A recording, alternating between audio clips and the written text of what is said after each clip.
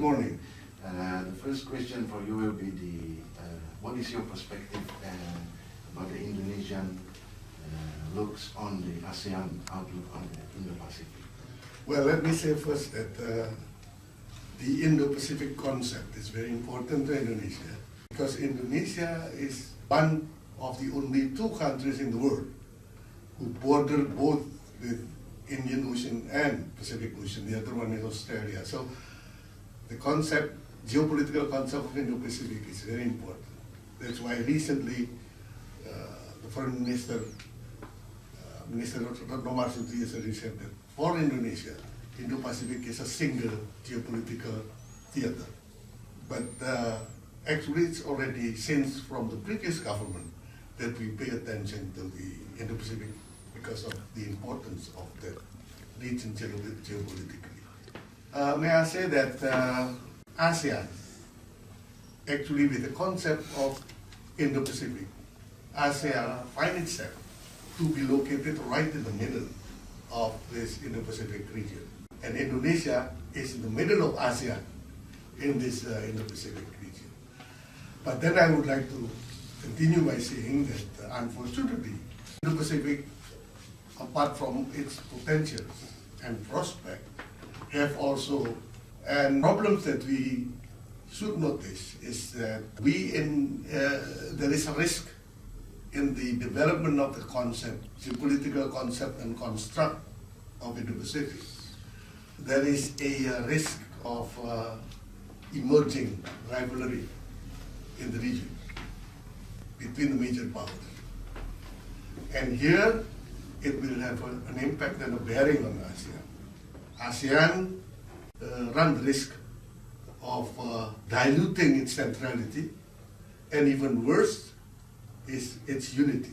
Indonesia, as with its strong commitment to ASEAN, want to avoid that, so that we will, all what we are doing, since our own concept, and we uplift it to become an ASEAN concept, become an ASEAN outlook, is precisely our attempt and our efforts to avoid those eventuality of dilution of ASEAN centrality and even dilution of ASEAN unity to happen. So this is the whole thing that very important for us. Thank you very much, Ambassador Sumadi. And moving on to Dr. Swanstrom from ASDP. Now that you have heard the ASEAN outlook on Indo-Pacific, what is the take of the Europe and particularly from your side, from the Swedish think tank about the ASEAN outlook on Indo-Pacific? Well, as His Excellency Ambassador Sumadi said, I think this is a very central concept, and I think this is one of the reasons we're trying to put this on agenda. If we're going to start with the European view, we have a very weak view on the Indo-Pacific. We do have one state which is actually an Indo-Pacific state, and that is France. But apart from that, we don't really have a strong position. That said, I definitely agree with Ambassador that this is a crucial concept. The Ambassador was diplomatic enough to say that there could be some geopolitical problems.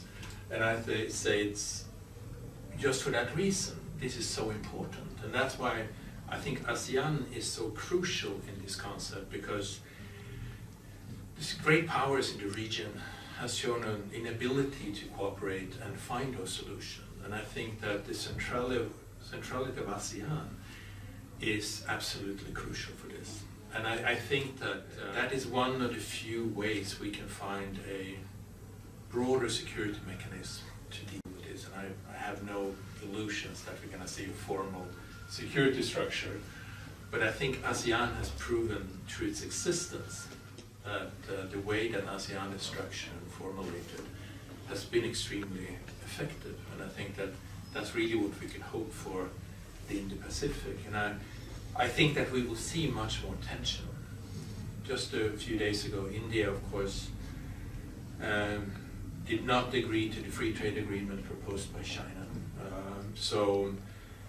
And I think we will see a closer cooperation between the Quad countries, not necessarily within the Quad, but more on the bilateral level. And that will clash with China's growing interest in the region.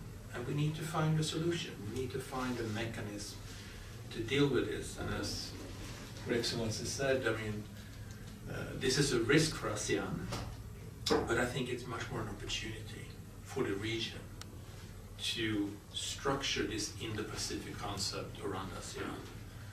And of course, there's no agreement on what is the Indo-Pacific. The Indo-Pacific for the United States, for example, ends with the Indian border. And for India, of course, the most important region is probably west of India and towards Pakistan. So we differ on this. And that's why these dialogues are so important, that we need to find this neutral platform to discuss opportunities, but maybe even more so the challenges they're facing. And I think that, yeah, that in that sense, ASEAN is the single most crucial actor.